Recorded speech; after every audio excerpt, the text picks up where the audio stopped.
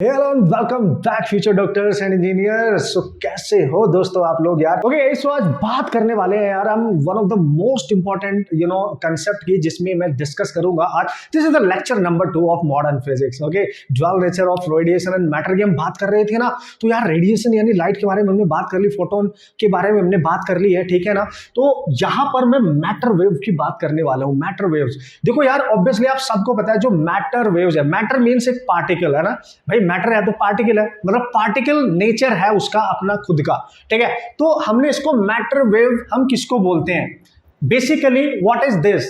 हम यहाँ पे पढ़ने क्या जा रहे हैं, हम पढ़ने जा रहे हैं बॉस यहाँ पे वेव नेचर, ठीक है, वेव नेचर ऑफ मैटर। यहां पे बेसिकली हमने पढ़ना है वेव नेचर ऑफ मैटर, जिसको आप डी ब्रोगली वेव्स के नाम से भी जानते हो। मैटर वेव, क्योंकि इसका ये कंसेप्ट था, इनका ये जो कंसेप्ट था, ये सारा कंसेप्ट किसने दिया था, डी ब्रोगली साहब ने इसको दिया था, ठीक है। तो डी ब्रोगली आप लिख सकते हैं ब्रोगली, ठीक है, डी ब्रोगली वेव्स के नाम से भी इसको आप ऑब्वियसली जानेंगे, मानेंगे बढ़िया तरीके से, ठीक है। सो कम ऑन। तो यार देखो, डी ब्रोगली वेव के नाम से जाना गया, इसको मैटर वेव कहते हैं, मतलब वेव नेचर ऑफ मैटर की बात कर रहा हूं मैं। ड्यूअल नेचर की बात कर रहे थे ना हम ड्यूअल नेचर की बात कर रहे थे, ठीक है। तो भाई जो मैटर है वो अपने आप में एक पार्टिकल है, ठीक है। एक नेचर तो ये हो गया भाई पार्टिकल नेचर। दूसरा, डी ब्रोगली साहब ने सजेस्ट किया, उन्होंने बोला, उन्होंने स्टेटमेंट दी, उन्होंने अपनी हाइपोथेसिस दी, ठीक है। उन्होंने बोला कि जो पार्टिकल है, जो मैटर है बेसिकली, ये वेव नेचर को भी रिप्रेजेंट कर सकता है ना, ये वेव नेचर को भी रिप्रेजेंट कर सकता है। बस आप इस बात पे फोकस करें, बहुत डिटेल एनालिसिस हम नहीं जाएंगे, हम उतनी बातें यहाँ पे करेंगे जो हमारे लिए बहुत जरूरी है, हमारे point competition point of view से हमें मतलब एक बेसिक सा आइडिया हमें बढ़िया तरीके से होना चाहिए। फिर उन्होंने जो फॉर्मूलाज दिए थे उन पर डिपेंडेंट न्यूमेरिकल इजिली हम कैसे सॉल्व कर सकते हैं, हमारे लिए वो मेन बात यहाँ पे होने वाली है। बहुत डिटेल एनालिसिस यार आप जा सकते हो, गूगल कर सकते हो, उसमें भी आप सर्च कर सकते हो, एक अच्छी बुक पढ़ सकते हो, no problem at all. But जितनी आपको जरूरत है फिलहाल, है ना, वो तो मैं यहाँ पे देने वाला हूँ, उसकी टेंशन नहीं लेने का बॉस, ठीक है। देखो थोड़ा सा बेसिकली इसको समझो पहले, थोड़ा सा फंडामेंटली इसको समझो पहले कि ये है क्या, उन्होंने स्टेटमेंट क्या दी थी, उन्होंने सजेस्ट क्या किया था। बेसिकली उन्होंने बोला था भाई मैटर है, पार्टिकल है, लेकिन ये जो मैटर है ना, अगर ये मूविंग कंडीशन में है, ठीक है, तो जब ये मूविंग कंडीशन में होता है, मतलब every moving particle, every moving matter, अगर वो मूव कर रहा है, वो मूविंग कंडीशन में, एक पर्टिकुलर टाइप की वेव वहां पे उसके साथ एसोसिएटेड होती है। मतलब हम ऐसे बता सकते हैं कि अगर मैटर जो है हमारा, ये जो मैटर है ये मूविंग है, मैटर अगर मूविंग कंडीशन में, इज इन मूविंग कंडीशन, तो यहां पे इसके साथ वेव एसोसिएट होती है ना। तो उन वेव को नाम दिया गया था मैटर वेव्स, ठीक है, उन्हीं को नाम दिया गया था मैटर वेव्स। तो आप इसको लिख कैसे सकते हो, उसको बना कैसे सकते हो, है ना, उन्हीं को नाम दिया गया डी ब्रोगली वेव। हाइपोथेसिस है उनकी, स्टेटमेंट है उनका, सजेस्ट किया उन्होंने कि मूविंग पार्टिकल के साथ अगर कोई पार्टिकल है, कोई मैटर है, तो दोनों नेचर वो रिप्रेजेंट कर रहा है, as a particle, as a wave. पर वेव का नेचर वो कब रिप्रेजेंट कर रहा है, जब वो मूविंग कंडीशन में होगा। इतना ध्यान रखो यार, है ना, तो मजा आ जाएगा। फिर हमने कैलकुलेशन जो करनी है उसको समझने में हमारी अंडरस्टैंडिंग होगी। स्टेटमेंट क्या आता है, एज इट इज मैं उसको लिख देता हूं, आपको मैंने समझा दिया कि क्या कंडीशन होने वाली है।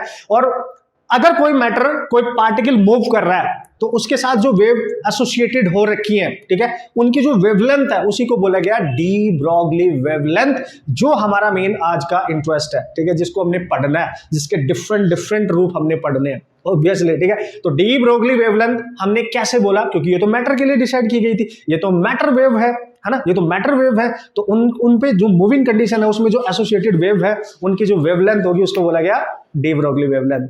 That's it, okay? So यहां से हम एक्सप्लेनेशन करेंगे अपनी जो भी चीजें रहेंगी इसके रिगार्डिंग, जितने भी टाइप के फॉर्मूला होंगे उन सब का डिस्कशन हम यहाँ पे करने वाले हैं बढ़िया तरीके से। आप ध्यान से एकदम मस्त तरीके से पेन उठाए, पेपर उठाए और लग जाए मिशन पे मेरे साथ बॉस, आपके सारे पढ़ने क्लियर हो जाएंगे। हर टाइप का जो भी इसमें क्वेश्चन आया है, हर टाइप का क्वेश्चन आप सॉल्व कर सकते हैं बॉस।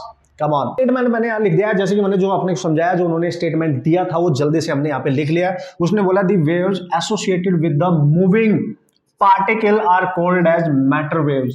आप लिख सकते हो इनको डी ब्रोगली वेव्स ऑब्वियसली, ठीक है। अब ये जो वेव्स है जो मूविंग पार्टिकल के साथ एसोसिएटेड है, ऑब्वियसली उनको मैटर वेव का नाम दिया गया। मतलब जो मैटर है वो एज इट इज एक पार्टिकल है, तो वे वेव नेचर को भी रिप्रेजेंट कर रहा है, आप यहां से क्लियर मान सकते हो। और यहीं पे जो वेव्स की जो उनके पास वेवलेंथ है, मूविंग पार्टिकल की एक्चुअली जो वेवलेंथ है उसी को बोला जाता है डी ब्रोगली वेवलेंथ। सिंपल है, उसी को बोला जाता है दोस्तों डी ब्रोगली वेवलेंथ, ठीक है ना। तो जस्ट लाइक आप ऐसे मान सकते हैं जैसे वेव जो नेचर होता है ना, जो आपने अगर पढ़ा है भाई अच्छे से, तो जो वेव नेचर होता है ना बेसिकली आपने पढ़ा होगा इंटरफेरेंस वगैरह, डिफ्रेक्शन वगैरह, पोलराइजेशन वगैरह, ये सारे फिनोमिना आज आपने पढ़ी होंगी जो वेव नेचर को रिप्रेजेंट करती हैं।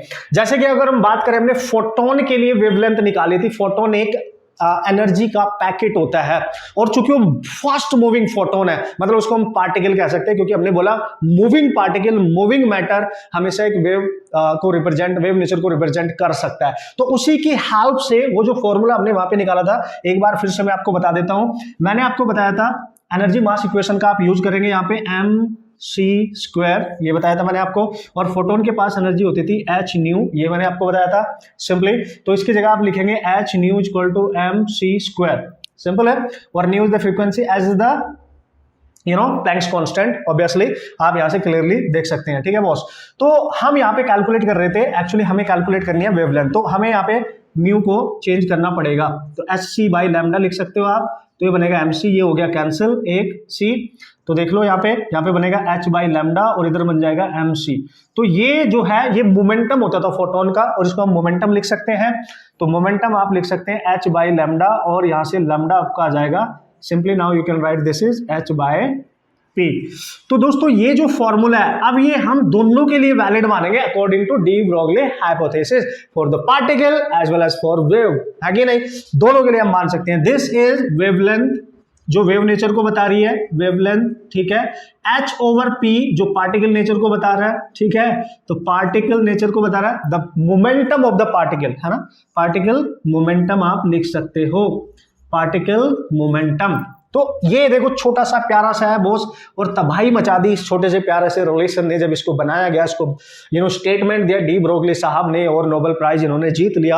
आप समझो बात को इस छोटे से स्टेटमेंट के थ्रू, लेकिन बहुत बड़ी सी बात थी। इस सिंगल छोटे से फॉर्मूले में वेवलेंथ भी है, वेव की लेंथ, है ना, समझ रहे हो, वेवलेंथ भी है, और h/p मतलब h तो प्लैंक्स कांस्टेंट है, p momentum of the particle. Now you can see, तो पार्टिकल का मोमेंटम हम यहाँ पे कंसीडर करेंगे, और इसके वेव नेचर को हम डिस्क्राइब कर सकते हैं। मतलब ये सिंगल फॉर्मूला आपका वेव नेचर और पार्टिकल नेचर दोनों के लिए वैलिड होगा, ठीक है। अकॉर्डिंग टू दिस हाइपोथेसिस हम यहाँ इसके डिफरेंट रूप निकालने जा रहे हैं। छोटा सा प्यारा सा स्टेटमेंट आप समझ लो, ये स्टेटमेंट मैंने आपके साथ डिस्कस कर दिया है, so no problem at all, okay. तो अगर पार्टिकल नेचर की आप बात करते हैं तो p की वैल्यू आप लिख सकते हैं यहाँ पे m into v। This is the mass of the particle, you can right mass of particle boss, ठीक है। ये आपका पार्टिकल का मास होने वाला है, and this is the speed of particle, okay, speed of particle. तो यार इतना तो आप समझ ही जाएंगे ना। अब इसके डिटेल एनालिसिस हम कर लेते हैं, कौन कौन सी मोस्ट इंपॉर्टेंट एक्सप्रेशन है हमारे पास जो ऑब्वियसली हमें चाहिए, जिन पे डिपेंडेंट न्यूमेरिकल आते हैं, किस टाइप से क्वेश्चन सॉल्व कर सकते हो, किस टाइप से उन रिजल्ट का आप यूज करते हो। और बहुत इंपॉर्टेंट है ये डी ब्रोगली वेवलेंथ, बहुत ज्यादा इंपॉर्टेंट है। डी ब्रोगली हाइपोथेसिस क्या थी, स्टेटमेंट क्या था, क्लियर हो गया। मैटर वेव क्या है, डी ब्रोगली वेव है, यानी वेव नेचर ऑफ मैटर की हम यहाँ पे डिस्कशन कर रहे हैं बॉस, ओके। इसको इसके डिफरेंट जितने भी एक्सप्रेशन होते हैं, इसका यूज कैसे आप करोगे सब देख लेते हैं, टेंशन नहीं लेने का, आप ध्यान से देखते रहने का बॉस। तो हमें पता है कि अब हम फ्रीक्वेंटली लिख सकते हैं लैम्डा इक्वल टू h/p, यानी this formula is valid for both the photons के लिए भी वैलिड है, एज वेल एज पार्टिकल्स के लिए भी वैलिड है। मतलब दोनों नेचर को हमने इसके थ्रू हमने रिप्रेजेंट कर दिया है। डी ब्रोगली वेवलेंथ का इसको नाम दिया गया है, this is D Broglie wavelength, and this is the momentum. अगर हम पार्टिकल की यहाँ बात करें, मोमेंटम ऑफ द पार्टिकल हम लिख सकते हैं भाई p इक्वल टू आपके पास होता है mv, ऑब्वियसली, ठीक है, ऐसे भी आप लिख सकते हैं। अब देखो हमें लिखना है इसको in terms of kinetic energy, है ना, in terms of kinetic energy. अगर आपने इसको काइनेटिक एनर्जी के टर्म्स में लिखना है तो दोस्तों आप सबको पता है यार कि काइनेटिक एनर्जी और मोमेंटम में क्या रिलेशन होता है। काइनेटिक एनर्जी होती थी p²/2m, तो यहां से p आप निकाल सकते हैं √2m × ke, यानी kinetic energy, so this is the relation. अब ये सारे रिलेशन आपके दिमाग में होने चाहिए, टेंशन नहीं है, ये हर चीज आपको पता होनी चाहिए बढ़िया तरीके से।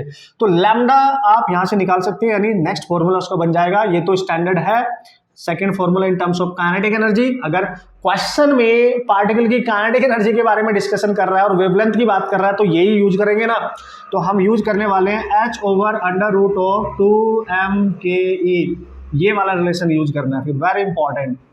ठीक है जी, h कांस्टेंट है प्लैंक्स, 2b एक नंबर कांस्टेंट है, तो मास पे डिपेंड कर रहा है, काइनेटिक एनर्जी पे डिपेंड कर रही है wavelength. Very clearly now you can see.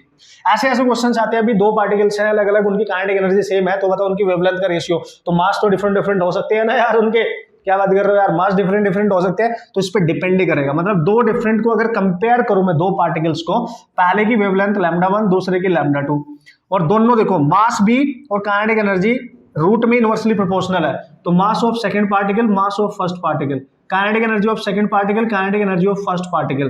तो इस रिलेशन का आप यूज कर सकते हैं। इस टाइप के रिलेशन वाले क्वेश्चन अगर आएंगे तो simply you can solve the problem, no problem at all. ये तब यूज करना है जब काइनेटिक एनर्जी की बात करेगा बॉस। क्वेश्चन को बहुत केयरफुली पढ़ना होता है, उसमें गिवन डेटा को समझना होता है। ठीक है, तो तीसरा देख लेते हैं जल्दी से। अब देखो हम लिखेंगे इन टर्म्स, ऐसे लिखा रहा हूं मैं जैसे वो क्वेश्चन में आएगा, तो आपको तुरंत पता चल जाएगा कौन सा एक्सप्रेशन यूज करना है, टेंशन नहीं लेने का। ठीक है, वैसे ही लिखना है।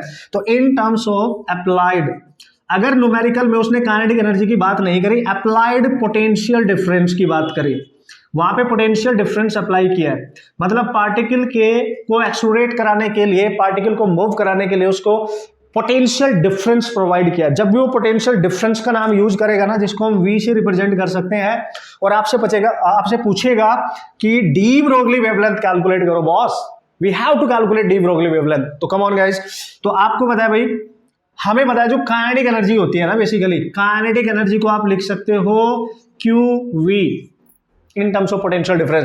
Q is the charge of that particle, जो चार्ज्ड पार्टिकल होगा। अब यहाँ पे ध्यान से रखना है ना, applied in terms of applied potential difference किसके साथ, यहाँ पे किसके लिए कर रहे हैं हम बात, फॉर चार्ज्ड पार्टिकल की बात कर रहे हैं। अब यहाँ पे हम ध्यान से समझना, एक चार्ज्ड पार्टिकल की, है ना, एक चार्ज्ड पार्टिकल की बात कर रहे हैं अब यहाँ पे। ठीक है, तो काइनेटिक एनर्जी को हम लिख सकते हैं charge into applied potential difference. तो Q काइनेटिक एनर्जी की जगह आपने लिखना है QV, तो H ओवर बन जाएगा under root of what is that sir, 2mQV। तो देख लो ये बन गया, देखो ठीक है, ये बन गया ऑब्वियसली। तो चार्ज्ड पार्टिकल डिफरेंट डिफरेंट, आपको पता है जितने भी पार्टिकल्स होते हैं हमारे, स्मॉल पार्टिकल्स होते हैं, इलेक्ट्रॉन की बात करेगा, प्रोटॉन की बात करेगा, न्यूट्रॉन की बात करेगा, अल्फा पार्टिकल की बात करेगा, इन सब की बात करेगा जो चार्ज्ड पार्टिकल है। समझ गए? अनचार्ज्ड पार्टिकल क्या है सर, न्यूट्रॉन। ठीक है ना, तो ये ध्यान रखना भाई। तो वेरी इंपॉर्टेंट एक्सप्रेशन, कभी कभी डायरेक्ट न्यूमेरिकल आते हैं, आप बहुत क्लियरली देख सकते हो। अगर क्वेश्चन में बात कर रहा है कि पोटेंशियल डिफरेंस दे रखा है, तब ये फॉर्मूला यूज करना है, सिंगल पार्टिकल का तब भी नहीं करना है ना। अब देखो वेवलेंथ यहाँ पे तीन चीजों पर डिपेंड कर रही है, mass of the particle, charge, और उसका चार्ज, और उसका potential difference. Very clearly, very very clearly. तो वेवलेंथ जो है वो अंडर रूट में M पे डिपेंड कर रही है, Q पे और V पे। इनमें से किसी एक को अगर सेम करके कंपेयर कराएगा वेवलेंथ, तो निकाल लेंगे ना यार, हमारा क्या जा रहा है, हमें तो रिलेशनशिप पता होनी चाहिए। अब यहां से आप H की वैल्यू पुट करो, M की वैल्यू पुट करो, चार्ज की वैल्यू पुट करो। In terms of V you can calculate the lambda for electron individually, you can calculate the lambda for proton individually, alpha particle individually, जिसकी भी निकाल लिया सबकी वैल्यू पुट करो, चार्ज की, मास की, you can solve the problem. अब मैं यहाँ पे कुछ रिलेशंस लिखूंगा डायरेक्ट, जो आपने याद रखने हैं, आपने H और मास इन सब की वैल्यू पुट नहीं करनी, it will take long time, ये लेंथी प्रोसेस होने वाला है, आप कंफ्यूज हो जाएंगे। आपको दो तीन रिलेशन बता रहा हूं, उनको याद करके जाना, या तो एज इट इज पूछे जाएंगे या उन पर dependent numerical as it is पूछे जाएंगे। तो यू हैव टू रिमेंबर कि मॉडर्न फिजिक्स में कैलकुलेशंस मैटर करते हैं, क्योंकि कैलकुलेशन में आप फंस सकते हो, तो उसी से बचा रहा हूं। ठीक है, बचोगे या फंसोगे? बचेंगे सर, क्या बात कर रहे हो। तो पहली बात तो ये दो तीन रिलेशन आपके सामने, इनको बिल्कुल क्लियरली अपने दिमाग में सेट कर लो। अब डिफरेंट डिफरेंट पार्टिकल के लिए क्या हो सकते हैं, उनको जल्दी से मैं बता देता हूं आपको, मस्त तरीके से boss. Okay boss, so different different particle के लिए कौन से इंपॉर्टेंट फॉर्मूले या कैसे आपको याद रखने, उनको कैलकुलेट करने की जरूरत नहीं है, उन पे डिपेंडेंट डायरेक्ट क्वेश्चंस आते हैं, हमेशा आते हैं। तो टेंशन नहीं लेने का, उसमें आपने डायरेक्ट किस तरीके से प्रैक्टिस करनी है उस पर ध्यान देना है। कैसे क्वेश्चन आते हैं आपको, मतलब आपको टोटली फॉर्मूला डिपेंडेंट जाना है, आपने फॉर्मूला याद रखना है। आपने H की वैल्यू पुट करोगे, मास पुट करोगे, चार्ज, तो तेल निकल जाएगा हमारा वहां पे एग्जाम में। ठीक है, सो कन्वर्ट करने के बाद में एक्सप्रेशन मैंने यहाँ पे आपको लिख दिया है, we have to remember all these things. तो अगर वो इलेक्ट्रॉन्स की बात करेगा, देखो स्टैंडर्ड फॉर्मूला तो हमारे पास यही है, भाई लैम्डा इज इक्वल टू, अगर हम पोटेंशियल के टर्म्स में लिख ले, h over under root of 2m/v, तो यही है, देखो ये है पोटेंशियल डिफरेंस, ये है चार्ज, ये है मास, ये प्लैंक कांस्टेंट। अब इसका यूज करके अगर मैं इलेक्ट्रॉन्स के लिए लैम्डा निकालूं तो इलेक्ट्रॉन्स का लैम्डा ये होता है दोस्तों, याद रखियो 12.27 ओवर v, और v यहाँ पे है वोल्ट में, ठीक है, और ये लैम्डा आएगा एंगस्ट्रॉम में, ध्यान रखना, ठीक है। Which the applied potential difference in volt you have to put, तो 12.27 ये आपने याद रखना है, 12.27, ओके, तो ये याद रखना है। प्रोटॉन्स के लिए अगर बात करेगा, प्रोटॉन्स आपको पता है भाई मास में डिफरेंस होता है, इसका मास अलग होता है, इसका अलग होता है, इसका चार्ज दोनों का सेम होता है, वो अलग बात है, ठीक है। तो आप जब मास अलग अलग हो गया, इसका ज्यादा है इसका कम है, तो आपका जो लैम्डा निकल के आएगा 0.286 over under root of v, तो ये h की वैल्यू ऑलरेडी हो चुकी है यूज, मास ऑलरेडी हो चुका है यूज, चार्ज ऑलरेडी हो चुका है, तो बचा v, तो सब कुछ कैंसिल वैंसिल करके बस इतना आएगा 0.286। तो मजा है ना यार, हम इसको क्यों करें यार, वहां पे हम इसको याद रखेंगे, हमने टाइम बचाना है, बोर्ड एग्जाम में थोड़ी जा रहे हैं, हम जा रहे हैं कॉम्पिटिटिव एग्जाम्स को फाइट करने के लिए, that's why you have to remember, okay. So ये प्रोटॉन्स के लिए आपने यूज करना है। अगर दोस्तों अल्फा पार्टिकल के लिए पूछे और वो हमें डराने की कोशिश करे, हम डरेंगे नहीं बॉस। अल्फा पार्टिकल के लिए लैम्डा होता है de Broglie wavelength for alpha particle 0.101 over under root of v, v की वैल्यू व्हाटएवर गिवन होगी पुट कर देना, आंसर आ जाएगा। एंगस्ट्रॉम यूनिट है, इसका ख्याल रखना। ड्यूट्रॉन्स के लिए अगर बात करेगा तो देखो यहाँ पे 0.101 है, यहाँ पे 0.202 है, मजा नहीं आ गया, तो 0.202 over under root of v applied potential difference, this is for deuterons, no problem at all guys. तो ये सारे एक्सप्रेशन इंपॉर्टेंट हैं, आपको ये याद रखने हैं, वेरी वेरी वेरी इंपॉर्टेंट। इन पे डिपेंडेंट क्वेश्चन डायरेक्ट पूछे जाते रहते हैं, इसमें कोई शक नहीं है, बहुत प्यारे प्यारे क्वेश्चंस पूछे जाते हैं। कैलकुलेशन बस आपको करनी आनी चाहिए, मैं हमेशा बोलता रहता हूँ, फर्स्ट लेक्चर में मैंने बहुत आपको समझाया कि calculation is everything in modern physics, है ना, आफ्टर फॉर्मूला तो देखो याद रखना ही पड़ेगा ना यार, ये तो मजबूरी है आपकी एक तरीके से, अगर 20 मार्क्स इससे आपने सिक्योर करने हैं अपने एग्जाम के अंदर, समझ रहे हो मेरी बात। अब इसका एक और मोस्ट इंपोर्टेंट एक्सप्रेशन है, जल्दी से उसके डिस्कशन कर लेता हूं, फिर कुछ क्वेश्चंस हम सॉल्व करने वाले हैं इस पर्टिकुलर लेक्चर में। इतनी चीजें एटलीस्ट आपको आनी चाहिए बस, ठीक है, इतनी चीजें, how to use this concept to solve the numerical, actually different problem आप कैसे सॉल्व कर सकते हो वो सब मैं सिखाऊंगा, टेंशन नहीं है, ठीक है। ओके दोस्तों, ये इस फॉर्मूले पे डायरेक्ट क्वेश्चन मेंस में नेट में आ चुके हैं, नेट में तो एज इट इज ये फॉर्मूला पूछा भी जा चुका है, जो अभी मैं यहाँ पे आपके सामने डिस्कस करने वाला हूँ, that is really important guys. तो ध्यान से देखिए आप क्या है इसमें, ठीक है। उसने बोला डी ब्रोगली वेवलेंथ की हम बात कर रहे हैं फॉर गैस मॉलिक्यूल्स, अगर वो गैस के मॉलिक्यूल्स के लिए बात कर रहा है, temperature T in thermal equilibrium, किसी पर्टिकुलर टेम्परेचर पे गैस के मॉलिक्यूल की बात कर रहा है थर्मल इक्विलिब्रियम में, और हमें डी ब्रोगली वेवलेंथ निकालनी पड़े, समझ गए। तो पार्टिकल्स है भाई, ऑब्वियसली गैस मॉलिक्यूल्स है, पार्टिकल्स है, तो हमें लैम्डा निकालना है जी, है ना, लैम्डा हमें कैलकुलेट करना है, और हमें पता है जो लैम्डा होता है एनर्जी के टर्म्स में h over under root of 2m/k होता है जी। और ये जो काइनेटिक एनर्जी है गैस मॉलिक्यूल्स के लिए, याद करो ये काइनेटिक एनर्जी kTg में मैंने आपको बताई थी, इसकी वैल्यू क्या होती है, अगर मैं इसको ke लिखूं काइनेटिक एनर्जी, तो kinetic energy in terms of temperature जो गैस मॉलिक्यूल्स के पास काइनेटिक एनर्जी होती है that is 3/2 small k into T, ये होती है ना। याद आया कुछ बॉस, याद है, अगर ये याद है आपका फॉर्मूला बनकर तैयार हो गया, न्यूमेरिकल करो या डायरेक्ट फॉर्मूला पूछे हमारा क्या जा रहा है बॉस, ठीक है।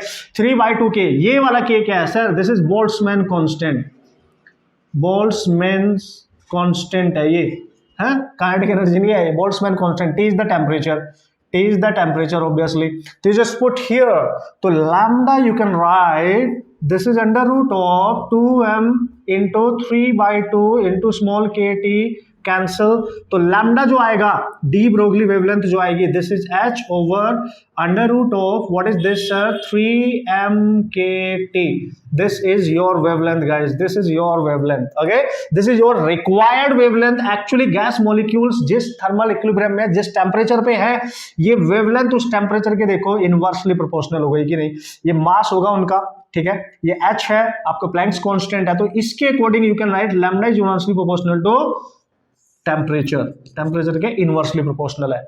वेरी इंपॉर्टेंट रिलेशनशिप है ना, वेरी इंपॉर्टेंट रिलेशनशिप, ये डायरेक्ट पूछा जा सकता है ये कि what is the relationship between the gas molecules temperature between the de Broglie wavelength, तो दिस इज इंपॉर्टेंट। तो आपने समझना है वहां पे, देखना है वहां पे कि क्वेश्चन में क्या बोला गया, किस तरीके से बोला गया, उसी तरीके से आपने डील करना है उसके साथ और क्वेश्चन सॉल्व करके आना है। छोटा सा प्यारा सा लेक्चर होने वाला है। अब इस पे डिपेंडेंट कुछ न्यूमेरिकल प्रॉब्लम में आपको सॉल्व कराने वाला हो, तो टेंशन नहीं लेने का, ठीक है। कुछ क्वेश्चन सॉल्व करेंगे, आपको तरीका पता चलेगा कि किस टाइप के क्वेश्चन डायरेक्ट पूछे गए हैं और आप उनको सॉल्व कर सकते हो कि नहीं। और ये सारे फॉर्मूले इंपॉर्टेंट है। डी ब्रोगली का कंसेप्ट ही अपने आप में इंपॉर्टेंट है कॉम्पिटिटिव एग्जाम्स के लिए यार, मजाक नहीं है बॉस। ये हर साल कहीं ना कहीं क्वेश्चन इससे पूछ ही लिया जाता है, इसलिए टेंशन लेने का नहीं बॉस। मैं हमेशा बोलता हूँ टेंशन देने का। यस, सामने वाले दुश्मन को आपसे टेंशन होनी चाहिए, आपको उससे नहीं होनी चाहिए। कूल, चले आगे बढ़े, कुछ क्वेश्चन सॉल्व करें। कम ऑन मैन, कुछ क्वेश्चन सॉल्व कर लेते हैं बढ़िया तरीके से। Okay okay, so here we go and this is our first question. जल्दी से आप उसको देख लो यार, क्वेश्चन को रीड करो, उसमें जो भी इंफॉर्मेशन गिवन है उसको जल्दी से देख लो, क्या पूछा गया है, क्या गिवन है, उड़ा देंगे फिर हम इसको, ठीक है। जो भी हमने कंसेप्ट पढ़े हैं, जो भी हमने देखा है, जिस भी तरीके से उसको अप्लाई करना है वो सब हम सॉल्व कर सकते हैं मस्त तरीके से। तो क्वेश्चन में बोला find the ratio of the de Broglie wavelength of a proton and alpha particle. Man, एक प्रोटॉन की बात कर रहा है, एक अल्फा पार्टिकल की बात कर रहा है, बिना सोचे समझे आगे पहले इसको लिख दो उसके बारे में। प्रोटॉन पे जो चार्ज होता है ना बॉस, लेट्स सी क्यू है। अल्फा पार्टिकल पे जो चार्ज होता है इसका डबल होता है बॉस, ओके। और प्रोटॉन का जो मास है लेट्स सी m है, तो अल्फा पार्टिकल के जो मास है उसका 4 टाइम्स होता है। ये हम सबको बताइए, लिख देंगे, बिना सोचे समझे लिखना है इस टाइप के questions. Okay, magnetic effect of current वाले में, यानी मैग्नेटिज्म में मैंने आपको ये सब कुछ सिखा रखा है, वहां पर भी हमने इस टाइप के क्वेश्चन सॉल्व किए थे, ठीक है ना बॉस। वहां हम रेडियस निकालते थे, हम क्या निकाल रहे हैं, वेवलेंथ कैलकुलेट कर रहे हैं। तो वो पूछ रहा है कि calculate the ratio of de Broglie wavelength of proton and the alpha particle which have been accelerated through same potential difference. उत्तरी मतलब उसने बोला इन दोनों पे जो पोटेंशियल अप्लाई किया गया वो सेम है, V दोनों के लिए सेम है, सेम पोटेंशियल डिफरेंस है, तो वेवलेंथ निकालनी है डी ब्रोगली। हमें पता है भाई क्या होता है, h/√2m⁴ अभी अभी हमने पढ़ा है। तो जैसा इंफॉर्मेशन देगा क्वेश्चन में वैसा ही डेटा यूज करेंगे ना, वैसा ही फॉर्मूला यूज कर लेंगे। तो V के टर्म्स में मैंने लिया, पोटेंशियल की बात कर रहा है, सेम कर दिया। 2 पहले से ही कांस्टेंट, h पहले से ही कांस्टेंट है, v को उसने अभी सेम कर दिया सबके लिए कांस्टेंट। तो लैम्डा केवल एंड केवल डिपेंड कर रहा है अब √m और q पे। तो अगर मैं इसको प्रोटॉन के लिए लिखूंगा तो ये प्रोटॉन के लिए, ये प्रोटॉन के लिए। अगर मैं इसको अल्फा पार्टिकल के लिए लिखूंगा तो सर हम समझ गए बात। इसको लिखेंगे मास of alpha particle, charge of alpha particle, divide करो जरा, रेशियो निकालना है ना बॉस। तो देखो क्या बनेगा, लेट्स सी। तो मास ऑफ अल्फा पार्टिकल ऊपर जाएगा, मास ऑफ प्रोटॉन नीचे रहेगा, और क्यू ऑफ अल्फा पार्टिकल ऊपर जाएगा, क्यू ऑफ प्रोटॉन नीचे रहेगा, बस होगी खत्म कहानी। तो lambda p lambda alpha, you can write now this is the mass of alpha particle which is 4 times of the mass of proton. तो 4 time of mass of proton m, charge of alpha particle 2 times of q, cancel cancel cancel man. तो देखो lambda p over lambda alpha is equal to 4 root से बाहर आएगा, root में एक रहेगा अंदर 2, तो ये खत्म। This is 2√2, this is the ratio 2√2:1। Simple man, simple. तो इस तरीके से आप अपने क्वेश्चन सॉल्व कर सकते हो, बस आपको फॉर्मूला अप्लाई करना आना चाहिए, मस्त तरीके से आप क्वेश्चन कर सकते हो बॉस। तो मैं कैटेगरी वाइज क्वेश्चन आपको कराऊंगा। आपके नीट एग्जाम में ना और जेईई मेंस के एग्जाम में ना काफी क्वेश्चन आए हैं, वो बहुत डिफरेंट वैरायटी के आए हैं। कंसेप्ट मैंने आपको बता दिया, फॉर्मूले सारे मैंने आपको बता दिया, इनमें से कोई ना कोई एक फॉर्मूला पक्का यूज होगा। आप क्वेश्चन सॉल्व करेंगे और आपको एहसास होगा कि यार डिफरेंट डिफरेंट कितनी कैटेगरी है जिससे क्वेश्चन आ सकते हैं। तो खुद ट्राई किया करो पहले पीवाईक्यूज के जितने भी क्वेश्चन है। अगर आपको सच में कॉन्फिडेंस लेके एग्जाम में जाना है, जब आपको कंसेप्ट सीखते हैं तो आप खुद जाके सॉल्व करो, ट्राई करो, फिर देखो क्या डिफरेंट क्वेश्चन किस लैंग्वेज को घुमा फिरा के उसने दिया है, तो आपको एहसास हो जाएगा यार, मजा आ जाएगा आपको कंसेप्ट अप्लाई करने में। कहीं फंसोगे तो मैं हूं ना, उसके लिए टेंशन नहीं लेने का। चलते हैं क्वेश्चन नंबर 2 के पास। Okay here we go, this is the next question. Question number 2 है, देख लो क्या दिया है, मतलब किस कंडीशन पे बेस्ड क्वेश्चन है। कम ऑन, उसने बोला what is the de Broglie wavelength of a wave associated with the electron. Electron की बात कर रहा है boss, okay. Associated with the electron that has been accelerated through a potential difference of 50 volt. ओहो, electron की बात कर रहा है, इलेक्ट्रॉन की बात कर रहा है और पोटेंशियल डिफरेंस दे दिया 50 वोल्ट। इलेक्ट्रॉन के लिए लैम्डा क्या होता था, 12.27, याद करो √V, आंसर आएगा एंगस्ट्रॉम में। ओके कूल, मजा नहीं आ गया तो यार डायरेक्ट बता सकते हैं आप, 12.27 ओवर √50 मैन 50। ओके, तो क्या करें सर, देखो तो एंगस्ट्रॉम का मतलब 10⁻⁻10, ऑब्वियसली लैम्डा इसके टर्म्स में निकाल लेंगे। तो जब इसका आप सॉल्यूशन करोगे तो √50 की वैल्यू आपने यहाँ से कैलकुलेट करनी है। कम ऑन गाइस, किसकी? √50। इसको आप लिख क्या सकते हो? देखो इसको आप लिख सकते हो 12.27 ओवर √50 को क्या लिख सकते हैं हम? √50 को लिख सकते हैं हम 25 इंटू 2।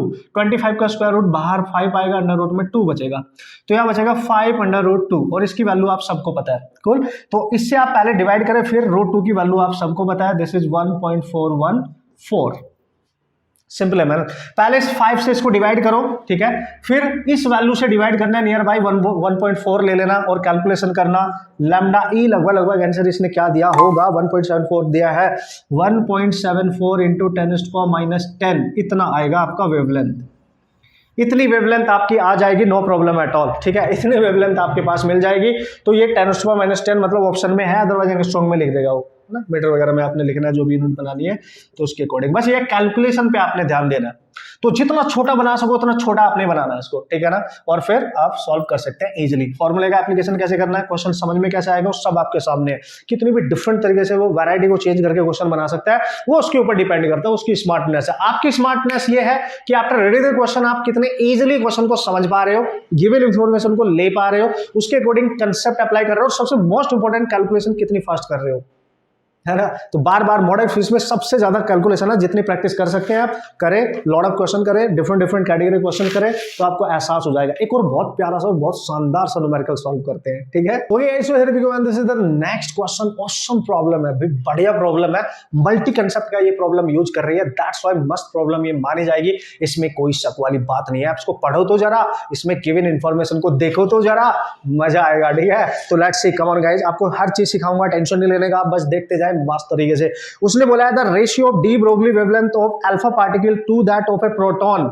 ओके, हमें डी ब्रोगली वेवलेंथ चाहिए अल्फा पार्टिकल के लिए और प्रोटॉन के रेशियो, मतलब उसका जस्ट पहले वाले का जस्ट रिवर्स एक तरीके से, ठीक है। पार्टिकल वही है, अल्फा पार्टिकल है, प्रोटॉन है। अब आपको कोई टेंशन नहीं होनी चाहिए बॉस, क्योंकि अब आपको मैंने बता दिया है कि अल्फा पार्टिकल का जो चार्ज होता है वो डबल होता है प्रोटॉन के चार्ज का, और अल्फा पार्टिकल का जो मास होता है हम जो ले रहे हैं यहाँ पे, वो 4 टाइम्स होता है मास ऑफ प्रोटॉन। बस ऐसे याद रखो। Let's see, this is the charge of proton and this is the mass of proton. Simple है, इतनी इंफॉर्मेशन याद रखेंगे, टेंशन नहीं लेने का। अब वो क्या बोल रहा है सर, अब आगे भी तो पढ़ ले, क्या सिचुएशन है, कहानी में ट्विस्ट भी तो हो सकता है। Being subjected to the same magnetic field so that the radius of their path are equal to each other, assuming the field induction vector B perpendicular to the velocity vector of the particle and the proton is, क्या बोलने की कोशिश कर रहा है, मतलब ये दोनों पार्टिकल मैग्नेटिक फील्ड में जा रहे हैं, एंटर कर रहे हैं परपेंडिकुलरली, ठीक है। दोनों फील्ड मैग्नेटिक फील्ड में परपेंडिकुलरली, और मैग्नेटिक फील्ड कांस्टेंट है, सेम है, कांस्टेंट हो गया। और याद करो, जब कोई चार्ज पार्टिकल किसी मैग्नेटिक फील्ड में होता था, अगर आपको थोड़ा सा याद हो, बहुत ध्यान से समझियो कंसेप्ट, देखो मल्टी कंसेप्ट हो गया ना, मतलब मैग्नेटिज्म वाला केस यूज हो गया, मैग्नेटिक फील्ड वाला। तो अगर charge particle moving in magnetic field, तो ये रोटेट करता था किसी पर्टिकुलर सर्कुलर पाथ पे। अगर कोई चार्ज पार्टिकल है पॉजिटिवली, तो ये इस पे घूमने लगेगा, लेट्स सी इस तरीके से इधर को जा रहा था, तो इसकी पाथ की जो रेडियस है वो r है। अब अल्फा पार्टिकल अलग है, प्रोटॉन अलग है भाई, तो रेडियस क्या होती थी, याद करो, रेडियस होती थी मैग्नेटिक फील्ड में जो सर्कुलर पाथ पे मूव करता था, दैट इज mv/qb, ये होती थी रेडियस, mv/qb। याद करो यार, याद करो, यस सर। और लैम्डा क्या होता है डी ब्रोगली, ये होता है h/p, और p को आप क्या लिख सकते हो, h/mv, ठीक है ना। तो देखो ध्यान से, हमने रेडियस के टर्म्स में इसको कन्वर्ट करना है और लैम्डा भी निकालना है, तो हम यहाँ mv की वैल्यू अगर निकालें तो आएगी h/λ mv, और उसको यहाँ पुट करते हैं तो r आ जाएगा यहाँ पे mv की जगह h/λ इंटू qb। ध्यान से देखो यार, ठीक है। तो इसका मतलब ये भी सेम है, यानी जो रेडियस आएगी वो हमने वेवलेंथ के टर्म्स में निकालनी, qb λ, ये बन गई radius in terms of wavelength, D Broglie wavelength, ठीक है। अब h के आंसर यहाँ पे प्लैंक्स कांस्टेंट, b को उसने कांस्टेंट कर दिया, ये भी कांस्टेंट। तो यहां पर आप अगर ध्यान से देखेंगे, उसने क्वेश्चन में वेरी क्लियरली बोला है कि दोनों की जो रेडियस है पाथ की वो भी सेम है, यानी रेडियस ऑफ द पाथ भी सेम है, तो रेडियस भी सेम है। अगर मैं यहां से कैलकुलेट करूं, रेशियो किसका पूछ रहा है, वेवलेंथ का, तो वेवलेंथ निकालो, देखो तो वेवलेंथ आ जाएगा h/रेडियस नीचे आएगा qb इंटू r, ये दोनों सेम है, ये भी सेम है, तो यहाँ पे lambda only depend upon charge, बस होगी कहानी खत्म। इतनी देखो कहानी पढ़नी पड़ी हमें इस रिलेशंस को बनाने के लिए, ठीक है, सिंपल से रिलेशन को बनाने के लिए। सो जो डी ब्रोगली वेवलेंथ है ना, इस कंडीशन के अकॉर्डिंग उन चार्ज पार्टिकल के चार्ज के इनवर्सली प्रोपोर्शनल है भाई, क्योंकि इसने मैग्नेटिक फील्ड का कंसेप्ट यहां पे यूज कर लिया। हमने एमओवी की वैल्यू निकाली, यहां से वेवलेंथ के टर्म्स में यहां पे पुट किया, रेडियस दोनों की सेम दे रखी। क्वेश्चन में ध्यान से समझो, उसने क्वेश्चन में बोला है कि the radii of their path are equal to each other, simple. तो यहां पे बहुत क्लियर है, अगर आपने क्वेश्चन बनाना है तो सिंपली आप देख सकते हो, एक है ये निकालना था ना हमने, तो इनवर्सली प्रोपोर्शनल है। अगर मैं लिखूंगा अल्फा वेवलेंथ फॉर प्रोटॉन की वेवलेंथ इनवर्सली है, तो चार्ज ऑफ प्रोटॉन आएगा and this is the charge of alpha particle, क्योंकि इनवर्सली प्रोपोर्शनल है। तो पुट कर दो, that is lambda for alpha, lambda for proton, charge of proton इसी को चार्ज ऑफ प्रोटॉन ही रखो, charge of alpha particle double होता है चार्ज ऑफ प्रोटॉन का, ये हो गया कैंसिल। तो lambda for alpha particle over lambda for proton must be equal to 1/2। This must be the correct answer, check it out man. Important relationship है कि नहीं, ध्यान से देखें आप। तो इस टाइप के क्वेश्चंस आपके एग्जाम में आते रहेंगे, आपको सताते रहेंगे। ओके, सो फाइट आपने करना है उनके साथ कि किस तरीके से आपने उनसे बचना है, उनको फोड़ के आना है कि खुद फूट के आना है, it depends upon you guys. Okay, so इतना भी टिपिकल नहीं है यार, थोड़ी सी कैलकुलेशन पे ध्यान देंगे, फॉर्मूला याद रखेंगे, मल्टी कंसेप्ट का यूज करना आना चाहिए, बात खत्म। फंडे क्लियर हो गए तो कोई टेंशन नहीं लेने का, फिर तो आप क्वेश्चन सॉल्व कर ही सकते हैं। आपके सामने है जो भी है ना, इस पर्टिकुलर लेक्चर में आपके सामने है, इस कंसेप्ट पे डिपेंडेंट कैसे क्वेश्चंस आते हैं। तो डी ब्रोगली वेव जो है आपके पास, मैटर वेव यानी वेव नेचर ऑफ मैटर, वो हमने डिस्कस कर लिया है, कुछ क्वेश्चंस भी हमने सॉल्व कर लिए, कंसेप्ट हमने सारे फॉर्मूले वाइज देख लिया भाई, किस टाइप के क्वेश्चन आते हैं और आप किस तरीके से उनको सॉल्व कर सकते हो। ओके बॉस, मजा आ रहा है कि नहीं? मस्त तरीके से इनकी प्रैक्टिस करनी है आपके, और भी क्वेश्चन जितने भी आ चुके हैं ना आपके एग्जाम में, उनको सॉल्व कर लिया करो, उनको जाते ही सॉल्व कर लिया करो यार। उससे क्या होगा, आपको तुरंत पता चल जाएगा कितनी कैटेगरी टाइप ऑफ क्वेश्चन होते हैं और आप उनको किस तरीके से क्रैक कर सकते हो यार, तो मजा आएगा। अब इसमें ना एक लेक्चर और मैं लूंगा यहाँ पे, ठीक है, लास्ट का लेक्चर एक और यूज करूंगा ड्वेल नेचर वाले इस पर्टिकुलर मॉडर्न फिजिक्स के इस पर्टिकुलर पार्ट में, उसके बाद हम एटॉमिक स्ट्रक्चर स्टार्ट करेंगे मस्त तरीके से। अच्छा, एक लेक्चर किसका लोगे सर? फोटो इलेक्ट्रिक इफेक्ट, धुरंधर कॉन्सेप्ट है, मोस्ट इंपॉर्टेंट कॉन्सेप्ट है, क्योंकि न्यूमेरिकल आते ही आते हैं, ये आपको भी पता है, ये मेरे को भी पता है, हर साल क्वेश्चन आता है मस्त तरीके से फोटो इलेक्ट्रिक इफेक्ट से। ओके, सो मिलेंगे नेक्स्ट लेक्चर में मस्त तरीके से, तब तक आप एंजॉय करें अपने कंसेप्ट को, उसका यूज करें क्वेश्चन सॉल्व करने के लिए guys. Okay, and all the best.